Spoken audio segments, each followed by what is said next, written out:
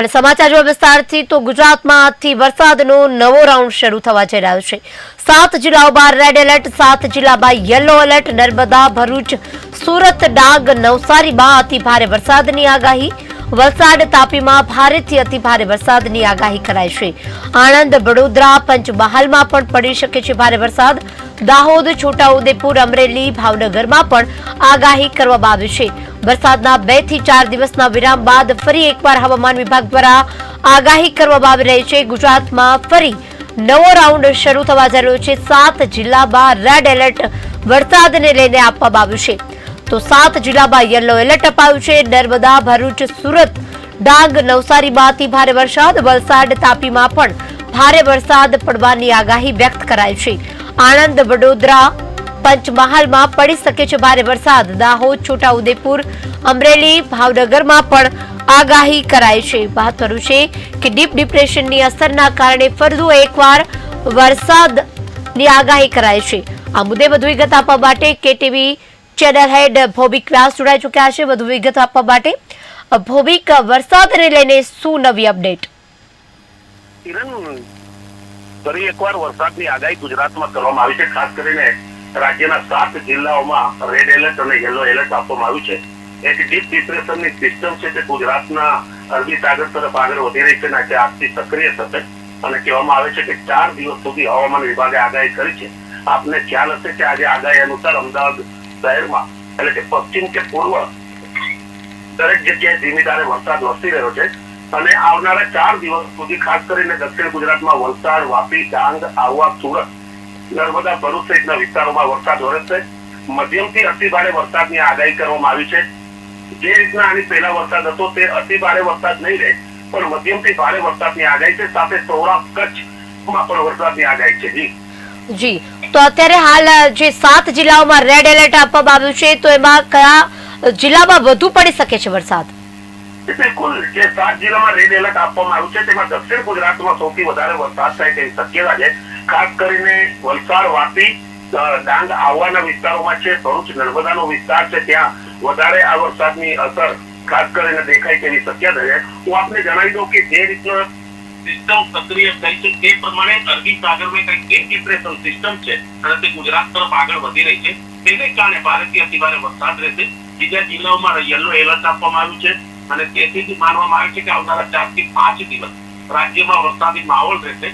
પણ જે રીતના અતિ ભારે વરસાદની સિસ્ટમ આની પહેલાના દિવસોમાંથી એટલી અતિ ભારે વરસાદ નહીં થાય, પણ એટલું ખરી કે રાજ્યમાં હજી પણ 5 દિવસ વરસાદી માહોલ રહેશે।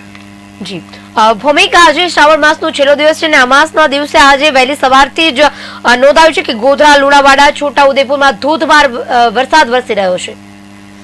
બિલકુલ, જો તમે દક્ષિણ ગુજરાતમાં જ્યારે પણ વરસાદની સિસ્ટમ સક્રિય હોય ત્યારે તેની સાથે મધ્ય ગુજરાતમાં આ વરસાદની સિસ્ટમની અસર રહેતી હોય છે।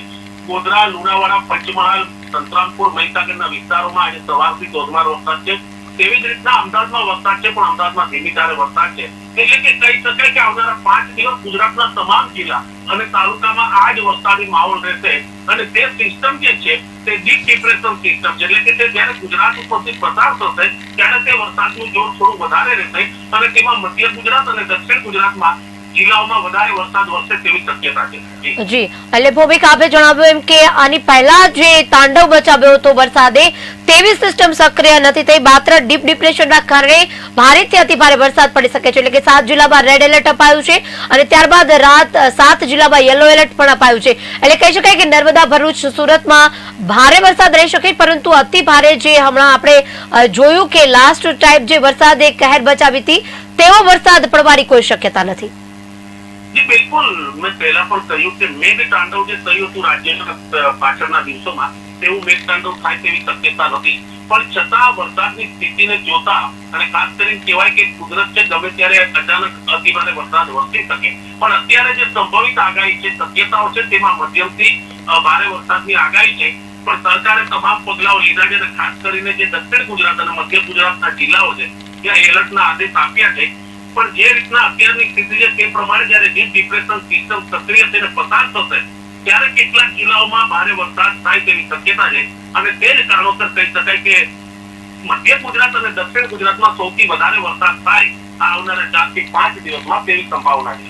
જી ભૌમિક, જે રીતે વરસાદની અત્યારે બનાસકાંઠામાં ખાસ જરૂર છે અને જે રીતે અત્યારે જે દક્ષિણ ગુજરાતમાં વરસાદ જે પહેલા રાઉન્ડમાં પડ્યો હતો તેવો અત્યારે ક્યાંક જે હમણાં બીજી વખત પડ્યો ત્યાં નહોતો અને અત્યારે ક્યાંક હજુ પણ જે અમુક જિલ્લાઓમાં વરસાદની ક્યાંક અછત દેખાઈ રહી છે, તો આ વરસાદથી લાભ થઈ શકે? બિલકુલ, આમ જોવા જાય તો રાજ્યના મોટાભાગના જિલ્લા અને તાલુકાઓમાં વરસાદ વરસી ચૂક્યો છે, એટલે કે ખેડૂતોના પાકને જે વરસાદી પાણીની જરૂર હતી તે પાણી તેને મળી ચૂક્યું છે. ઉત્તર ગુજરાતમાં એક બે વિસ્તારોને બાદ કરતા પાટણ, બહુચરાજી, શંખેશ્વર સહિતના વિસ્તારોમાં વરસાદ છે, પણ હવે જે ખેતીના નિષ્ણાતો છે કે હવામાન નિષ્ણાતો છે તેમનું કેવું છે કે હવે જો અતિ ભારે વરસાદ થાય તો ખેડૂતોના પાકને મોટું નુકસાન થઈ શકે છે, એટલે કે અતિવૃષ્ટિ જેવી હાલત થાય. તેથી ઉત્તર ગુજરાતના એક બે જિલ્લા અને વિસ્તારોને બાદ કરતા તમામ જગ્યાએ વરસાદ છે, પણ આ વખતે જે વરસાદની આગાહી છે તેમાં દક્ષિણ ગુજરાત, મધ્ય ગુજરાત અને સૌરાષ્ટ્રના જિલ્લા ઉપર આ સિસ્ટમ સૌથી વધારે સક્રિય રહેશે. ઉત્તર ગુજરાતના વિસ્તારોમાં છૂટછવાયો વરસાદ રહે તેવી સંભાવના છે. જી ભૌમિક, સમગ્ર વિગત બદલ આપવા બદલ આભાર. તો હાલ ગુજરાતમાં સિસ્ટમ સક્રિય બની રહી છે, નવો રાઉન્ડ શરૂ થવા જઈ રહ્યું છે. 7 જિલ્લામાં રેડ એલર્ટ, 7 જિલ્લામાં યલો એલર્ટ આપવામાં આવી રહ્યું છે. આગાહી પ્રમાણે નર્મદા, ભરૂચ, સુરત, ડાંગ, નવસારીમાં અતિ ભારે વરસાદ પડી શકે છે. વલસાડ, તાપીમાં ભારે વરસાદ પડી શકે છે.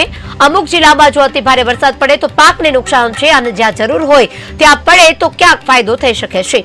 ત્યારે હવે આવનારા દિવસો બતાવશે કે ક્યાં કેટલો વરસાદ નોંધાઈ શકે છે.